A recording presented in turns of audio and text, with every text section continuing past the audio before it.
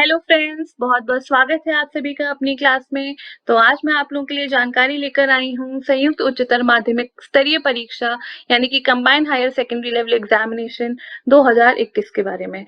तो इसका जो नोटिफिकेशन है वो एसएससी द्वारा जारी किया जा चुका है और आवेदन प्रक्रिया 1 फरवरी से शुरू हो चुकी है।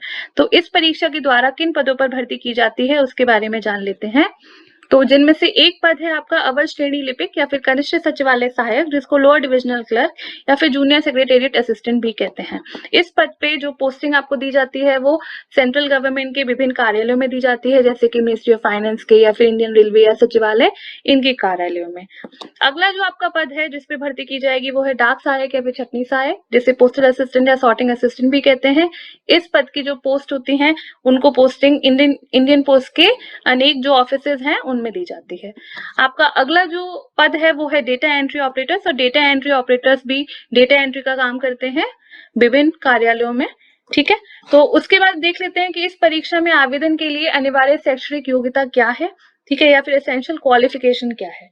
तो जो आपकी 3 पोस्ट हैं, lower divisional clerk, junior secretary assistant या फिर पोस्टल असिस्टेंट, सॉर्टिंग असिस्टेंट या फिर डेटा एंट्री ऑपरेटर्स, तो इनके लिए क्या है कि किसी भी बोर्ड से या फिर विश्वविद्यालय से 12th पास होने चाहिए आप। ठीक है, बोर्ड आपका सीबीएसई, आईसीएसई, यूपी बोर्ड या फिर अदर स्टेट बोर्ड, कोई भी बोर्ड हो सकता है। उसके अलावा आपका कोई भी स्ट्रीम हो सकता है, जैसे साइंस स्ट्रीम भी हो सकता है आपका, या फिर कॉमर्स भी हो सकता है, या फिर आर्ट्स भी हो सकता है। ठीक है, इसके अलावा आप यहाँ पे देख रहे होंगे कि एक्सेप्ट लिखा हुआ है, यानी कि डेटा एंट्री ऑपरेटर्स जिनको सीएजी के ऑफिस में यानी कि कंट्रोलर एंड ऑडिटर जनरल के ऑफिस में पोस्टिंग दी जाएगी, उनके लिए क्या है, थोड़ा सा जो एसेंशियल क्वालिफिकेशन वो अलग है। ठीक है, तो इसमें वही लोग आवेदन कर सकते हैं, ठीक है, जिनका 12th पास है लेकिन साइंस स्ट्रीम से हैं और मैथमेटिक्स इनका ऑप्शनल है। तो डेटा एंट्री ऑपरेटर इन सीएजी ऑफिस के लिए आपकी ये एसेंशियल क्वालिफिकेशन होती है। इसके अलावा आप जो 12th पास होने चाहिए, ठीक है, आपका जो रिजल्ट है 12th का वो एक निर्दिष्ट तिथि है, जो कि क्या है, जो कि है आपकी 7 मार्च 2022। 7 मार्च 2022 से पहले पहले आपका जो रिजल्ट है वो आ गया हो, इसका आपको ध्यान रखना है, तभी आप फॉर्म को भर सकते हैं। इसके बाद आता है कि अब आवेदन कैसे करें। तो आवेदन करने के लिए आपको ssc.nic.in इस वेबसाइट पे जाना पड़ेगा। इस वेबसाइट पे जाने पे कुछ ऐसा वेब पेज खुलेगा। उसके बाद आपको यहाँ से न्यू यूजर पे क्लिक करके आपको अपना रजिस्ट्रेशन करना होगा। रजिस्ट्रेशन करने के बाद यूजर नेम और पासवर्ड, आपकी जो ईमेल आईडी है और फोन नंबर है उस पर भेज दिया जाएगा। उस यूजर आईडी और पासवर्ड को आपको यहाँ पे डालकर लॉगिन करना होगा और उसके बाद क्या है, एप्लीकेशन को भरना शुरू कर सकते हैं। ठीक है, अब अगला देख लेते हैं कि आवेदन शुल्क क्या होगा। आवेदन शुल्क जो है वो 100 रुपए रखा गया है। ठीक है, अब कुछ उम्मीदवार अलग श्रेणियों में आते हैं, जैसे महिला अभ्यर्थी, अनुसूचित जाति, अनुसूचित जनजाति, विकलांग व्यक्ति या फिर आरक्षण के लिए पात्र पूर्व सैनिक। ऐसे जो अभ्यर्थी हैं इनके लिए क्या है, शुल्क भुगतान में छूट दी गई है, मतलब इनके लिए कोई एप्लीकेशन फीस नहीं है। ठीक है, इनके लिए क्या है, फॉर्म फ्री ऑफ कॉस्ट है। ठीक है, उसके अलावा अब आगे देख लेते हैं कि आप जब ऑनलाइन एप्लीकेशन भरेंगे तो फी को कैसे पे कर सकते हैं। तो फीस को आप ऑनलाइन भी पे कर सकते हैं और ऑफलाइन भी पे कर सकते हैं। ऑनलाइन फीस आप Bhim UPI, net banking, visa, master card, maestro, रुपए, क्रेडिट कार्ड, डेबिट कार्ड, इनमें से किसी के भी माध्यम से कर सकते हैं। ऑफलाइन में आप कैश के माध्यम से किसी भी एसबीआई की ब्रांच में चालान जमा करके फीस जो है वो जमा कर सकते हैं। अब महत्वपूर्ण तिथियां देख लेते हैं। ठीक है, एप्लीकेशन से जुड़ी हुई हैं जो तिथियां, तो सबसे पहले की एप्लीकेशन जो है वो 1 फरवरी से लेके 7 मार्च तक चलेगा, यानी कि 7 मार्च रात को 11 बजे तक लास्ट डेट है एप्लीकेशन भरने की, सबमिट करने की ऑनलाइन।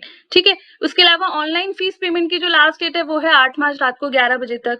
ठीक, उसके बाद ये तो ऑनलाइन फीस पेमेंट की लास्ट डेट हो गई। जो ऑफलाइन पे करना चाहते हैं वो लोग अपना जो चालान है वो 9 मार्च तक रात को 11 बजे तक जनरेट कर सकते हैं। ठीक है, उसके बाद चालान को जमा एसबीआई ब्रांच में जो करना है आपको, वो उसकी लास्ट डेट है 10 मार्च, यानी कि 10 मार्च तक आप ऑफलाइन पेमेंट अपना कंप्लीट कर दें। ठीक है, उसके बाद एक करेक्शन करने के लिए डेट है आपके, अगर फॉर्म में कुछ गलती हो गई है और आप करेक्शन करना चाहते हैं तो उसकी डेट है 11 मार्च से लेके 15 मार्च तक रात को 11 बजे तक आप करेक्शन कर सकते हैं। ठीक है, उसके बाद आपका जो टियर 1 टेस्ट है उसके लिए जो टेंटेटिव डेट है वो मई 2022 दी हुई है। एग्जैक्ट डेट आपको वेबसाइट पे बता दी जाएगी, और टियर 2 में जो क्वालिफाई करेंगे उनके लिए टियर 2 होगा, जिसकी डेट भी आपको बाद में ही पता चलेगी। अब देख लेते हैं कि परीक्षा की रूपरेखा या फिर एग्जाम पैटर्न क्या है। ठीक है, तो एग्जाम पैटर्न जो है वो 3 स्टेजेस में डिवाइडेड है। तो 3 स्टेजेस क्या क्या होती हैं? वो होती है टीयर 1, टीयर 2 और टीयर 3। तो आपकी जो टीयर 1 होती है वो है कंप्यूटर आधारित परीक्षा, या फिर इसको सीबीटी भी बोलते हैं, जो होता है कंप्यूटर बेस्ड टेस्ट। तो कंप्यूटर बेस्ड टेस्ट क्या है? आपको ऑनलाइन एग्जाम होता है, अलग अलग सेंटर्स पे आपको जाके देना होगा। ठीक है, टीयर 2 क्या होगा? जो टीयर 1 में क्वालिफाई कर लेंगे उनको टीयर 2 का एग्जाम वर्णनात्मक पेपर देना होगा। ये एक डिस्क्रिप्टिव एग्जाम होता है। इसमें क्या है कि आपको क्वेश्चन पूछे जाएंगे और आपको एस्से के टाइप में, ठीक है, या निबंध या पत्र के फॉर्म में आपको आंसर देना होगा। इसके बाद क्या है? जो लोग टीयर 1 और टीयर 2 में सिलेक्ट हो जाएंगे, ठीक है, उनको टीयर 3 देना होगा, कौशल परीक्षा या टंकण परीक्षा, जिसमें स्किल टाइप या फिर टाइपिंग टेस्ट होगा। ठीक है, तो ये 3 स्टेजेस में आपकी पूरी परीक्षा करवाई जाती है। उसके बाद टीयर 1 के बारे में जान लेते हैं कि कंप्यूटर आधारित परीक्षा में क्या क्या विषय हैं जो पूछे जाते हैं। तो इसमें अंग्रेजी भाषा, सामान्य बुद्धिमत्ता, ठीक है, क्वांटिटेटिव एप्टीट्यूड और जनरल अवेयरनेस, ये 4 विषय पूछे जाते हैं। हर एक विषय से 25-25 प्रश्न पूछे जाते हैं, जो 2 अंक का होता है। एक प्रश्न 2 अंक का होता है, तो टोटल आपका जो है वो 200 मार्क्स का, 200 अंक का टीयर 1 होता है। अब टीयर 1 के लिए आपको जो है वो 60 मिनट यानी कि 1 आवर, 1 घंटा आपको दिया जाता है। इसमें ऑब्जेक्टिव टाइप क्वेश्चन पूछे जाते हैं। ठीक है, अब इसमें जो आपका अंग्रेजी वाला विषय है उसको छोड़ के जो बाकी 3 विषय हैं, ठीक है, उनमें आपको इंग्लिश और हिंदी दोनों लैंग्वेज में सवाल पूछा जाता है। ठीक है, तो ये आपके माध्यम हो गए कि अंग्रेजी हिंदी माध्यम दोनों में हो जाएगा। उसके बाद नेगेटिव मार्किंग होती है। अगर आपका कोई उत्तर गलत है तो उसके लिए क्या नेगेटिव मार्किंग की जाएगी, जो कि 1/4 होती है। ठीक है, तो इसका मतलब क्या है कि 0.5 मार्क्स ये आपके काट लिए जाएंगे गलत उत्तर देने पे। उसके बाद सिलेबस देख लेते हैं। तो सिलेबस में जो पहला विषय है अंग्रेजी भाषा, ठीक है, उसमें कुछ इस तरीके के टॉपिक्स आते हैं जैसे spot the error, synonym, antonym, idiom and phrases, shuffling of sentences, etcetera etcetera. तो आप वीडियो पॉज करके डिटेल सिलेबस देख सकते हैं। फिर जो अगला विषय है वो है सामान्य बुद्धिमत्ता यानी कि जनरल इंटेलिजेंस। तो इसमें भी ऐसे टॉपिक पूछे जाते हैं जैसे प्रतीकात्मक संक्रियाएं, ठीक है, punch hole, pattern folding, unfolding, अंक श्रृंखला, शब्द निर्माण और इस तरीके के टॉपिक से क्वेश्चंस पूछे जाते हैं। तो इसको भी आप वीडियो को पॉज करके देख सकते हैं। अगला जो आपके जनरल इंटेलिजेंस, इंग्लिश मीडियम वाले बच्चे देख सकते हैं सिलेबस कि क्या क्या टॉपिक्स हैं, जैसे कि सिमेंटिक एनालॉजी आएगा, स्पेस ओरिएंटेशन, ठीक है, Venn diagrams, punch hole, pattern folding, unfolding, number series, coding, decoding etcetera, इस तरीके के टॉपिक्स आते हैं। उसके बाद जो नेक्स्ट आपका सब्जेक्ट है संख्यात्मक अभिरुचि, सामान्य अंक गणितीय योग्यता, इसमें से आपके क्या क्या टॉपिक्स आते हैं, जैसे नंबर सिस्टम है, ठीक है, जैसे आपका फंडामेंटल अरिथमेटिक ऑपरेशंस है जिसमें percentage, ratio, proportion, square root ये सब आ जाता है। ठीक है, उसके बाद आपका एलजेब्रा आता है, ज्योमेट्री आता है, ठीक, उसके बाद मेंसुरेशन आता है। मेंसुरेशन में जिसमें जैसे ट्राइंगल है, प्रिज्म है, आपका कोन है, सिलेंडर है, इनसे संबंधित सवाल पूछे जाते हैं। ठीक, फिर ट्रिग्नोमेट्री है और स्टैटिस्टिकल चार्ट है। ये सारे जो टॉपिक्स हैं ये आपसे क्वांटिटेटिव एप्टीट्यूड में पूछे जाते हैं। इसका डिटेल सिलेबस आप नोटिफिकेशन को डाउनलोड करके भी देख सकते हैं। अगला जो आपका विषय है वो है जनरल अवेयरनेस यानी कि सामान्य जानकारी। तो इसमें क्या है कि आपके आसपास जो भी चीजें हो रही हैं, जो करंट अफेयर्स है, समसामयिक घटनाएं हो रही हैं, इनके बारे में आपसे पूछा जाता है। ठीक है, तो इंग्लिश मीडियम के बच्चे हैं वो यहाँ से अपना सिलेबस देख सकते हैं। तो इसमें क्या है कि आपके आसपास जो हो रहा है वो, उसके अलावा जो बेसिक जनरल नॉलेज होती है, हिस्ट्री, ज्योग्राफी, इकोनॉमिक्स, पॉलिटी, इन सब से रिलेटेड वो भी आपसे पूछी जाती है। करंट अफेयर्स भी आपको इसके लिए अच्छा खासा नॉलेज होना चाहिए। ठीक है, तो आपको अवेयर होना चाहिए अपने सराउंडिंग के बारे में। अब टीयर 1 में जो क्वालिफाई कर जाएंगे उनके लिए टीयर 2 होता है। टीयर 2 जो होता है वो डिस्क्रिप्टिव होता है, ऐसे टाइप मैंने आपको बताया था। तो ये क्या 100 मार्क्स का होता है जिसके लिए आपको 1 आवर का टाइम मिलता है। ठीक है, तो इसमें जो मिनिमम क्वालिफाई मार्क्स होते हैं वो 33% होते हैं, यानी कि 33 मार्क्स आउट ऑफ 100 होने चाहिए। ठीक है, तब आप टीयर 2 क्वालिफाई कर पाएंगे। टीयर 2 में जो क्वालिफाई कर लेते हैं, ठीक है, उनके लिए टीयर 3 होता है जिसको स्किल टाइप या टाइपिंग टेस्ट भी बोलते हैं। ठीक है, तो ये क्वालिफाइंग नेचर का होता है। तो इसमें क्या होता है कि टाइपिंग टेस्ट या स्किल टेस्ट में क्या होता है कि स्क्रीन पे आपको कुछ इस तरीके की स्क्रीन मिलती है। तो जो भी आपको स्क्रीन पे दिख रहा है वो आपको यहाँ पे टाइप करना होगा, जिसके लिए आपको 15 मिनट दिए जाते हैं। ठीक है, तो इस तरीके से आपको टाइप करना है। जो जितने अच्छे एक्यूरेसी से टाइप कर लेता है उसके लिए सिलेक्शन होना उतना ही और अच्छा हो जाता है।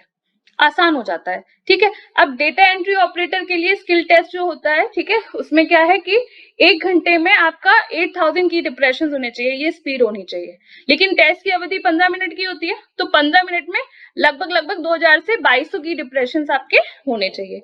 ठीक है, तो ये तो डेटा एंट्री ऑपरेटर्स के लिए हो गया। लेकिन जो डेटा एंट्री ऑपरेटर्स नियंत्रक और महालेखा परीक्षक यानी कि सीएजी के कार्यालय में ग्रेड ए पे तैनात किए जाएंगे, ठीक है, उनके लिए क्या है, उनकी कंप्यूटर की जो स्पीड है वो 15000 की डिप्रेशन 1 घंटे में होने चाहिए। ठीक है, या फिर अगर 15 मिनट का टेस्ट है तो 3700 से लेके 4000, ठीक है, 4000 की डिप्रेशन जो है वो होने चाहिए। इसका मतलब सीएजी की ऑफिस के लिए आपकी जो स्पीड है वो बहुत अच्छी होनी चाहिए। उसके बाद अगर टाइपिंग टेस्ट हम बात करें, lower divisional clerk, junior secretary assistant, postal assistant और सॉर्टिंग असिस्टेंट के लिए, तो आपको जो टाइपिंग टेस्ट होगा वो या तो हिंदी में होगा या इंग्लिश में होगा। तो फॉर्म भरते टाइम आपको ये विकल्प चुनना होगा कि किस लैंग्वेज में आप देना चाहते हैं। तो इंग्लिश मीडियम के लिए आप जो है वो टाइपिंग स्पीड वो 35 वर्ड्स पर मिनट होनी चाहिए मिनिमम, और हिंदी मीडियम के लिए 30 वर्ड्स पर मिनट होनी चाहिए मिनिमम। इसका ड्यूरेशन होता है वो 10 मिनट होता है। ठीक है, यानी कि 10 मिनट के लिए आपका ये टेस्ट होगा। तो ये थी तमाम जानकारी सीएचएसएल एग्जाम के बारे में। अगर आपको हमारा वीडियो अच्छा लगा है तो प्लीज इसे लाइक करिए और चैनल को सब्सक्राइब करिए। साथ ही आप अपनी क्लास का ऑफिशियल यूट्यूब चैनल भी सब्सक्राइब कर सकते हैं, जिसका लिंक नीचे डिस्क्रिप्शन बॉक्स में दिया हुआ है। इसमें कॉमर्स स्ट्रीम से रिलेटेड क्लास 11-12 के कई सब्जेक्ट्स जैसे कि बिजनेस स्टडीज, अकाउंटेंसी, अर्थशास्त्र, इनके वीडियो कोर्स कंटेंट अवेलेबल हैं जो आपको काफी मदद कर सकते हैं। Thank you, have a good day.